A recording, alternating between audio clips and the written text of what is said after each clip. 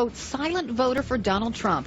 Her name is Asra Nomani. She's a lifelong liberal. She's also Muslim. Nomani went public with her decision in a Washington Post column, one that sparked a swift backlash on social media, including allegations that she's a sellout. She joins me now live from Milwaukee. Welcome, Asra.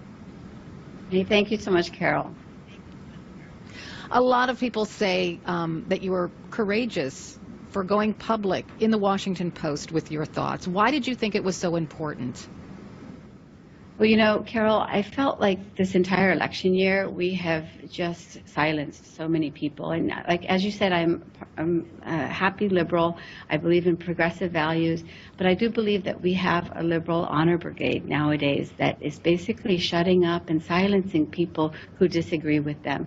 We see them marching on the streets right now because they don't like the election results.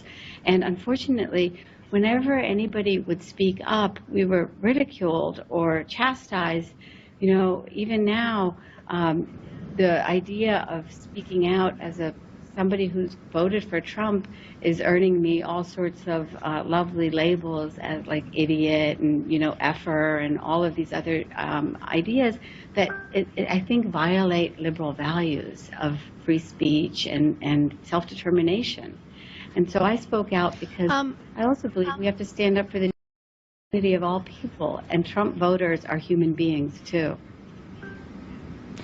I've spoken to so many Muslim Americans across the country, though, who fear Mr. Trump. What would you say to them? Well, I don't fear Donald Trump, and I don't fear the policies that he's talking about. What I fear is the extremist interpretation of Islam that is spilling blood on the streets of our world, from Orlando to Dhaka to Brussels. And what I appreciate about his policies is that he is confronting the issue of ideology. He is not choosing a path that we've had for the last 8 years of political correctness that won't talk about the Islam and Islamic State. And to me, that's the crisis of our generation right now, and we have to confront it with honesty and truth-telling.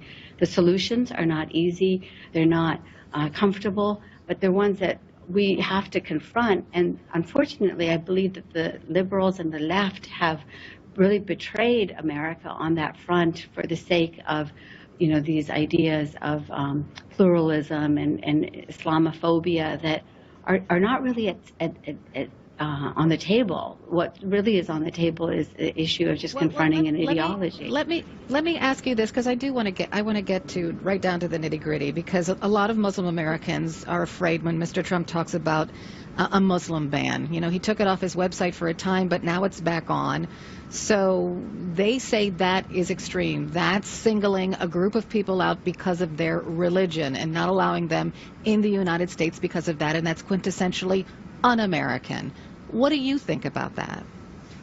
So what I know that we have today is a very real and serious threat by extremist Muslims, and this is a reality that we haven't confronted directly for the sake of political correctness. And if people would hear about the concerns and fears that others have about the issues of refugees and extremists, then I think we could find a path that's in the middle.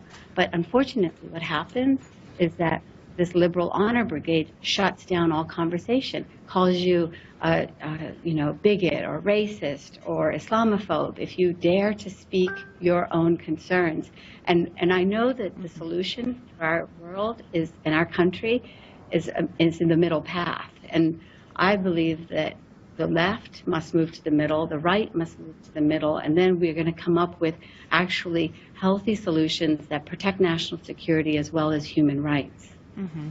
I think that one of the things that bothered many Muslim Americans was how Donald Trump reacted to Mr. Khan and his son, who died in the Iraq War, and what he said about Mr. Khan's wife. Can you put that into perspective? I mean, were you insulted by that, or did you think that was just political show? Well, Carol, I sure can, and thank you for asking this question, because I think on so many instances, you know, and I'm speaking to you as a journalist, as a media expert also, there was just this knee-jerk condemnation of Donald Trump and his views. He is not a man with foreplay. He is not a man with any kind of delicacy when it comes to his comments. Granted, he's indelicate. Okay, we got that. But he expresses a truth that people speak. And I will tell you that I sat, watched the Democratic convention, and as I watched this Gold Star family speak and saw the husband speak, I wondered to myself, who is that woman? She wasn't even introduced by the DNC. If you look back at the tapes, we didn't even know her name. We didn't know her identity. And so I'm a woman who fights for rights within our Muslim community, and I wondered the same thing. Why silent? But Now, Mr. of course, Khan said she was silent because she would have been overcome by grief to talk about her dead son. absolutely. Oh my gosh, I am so.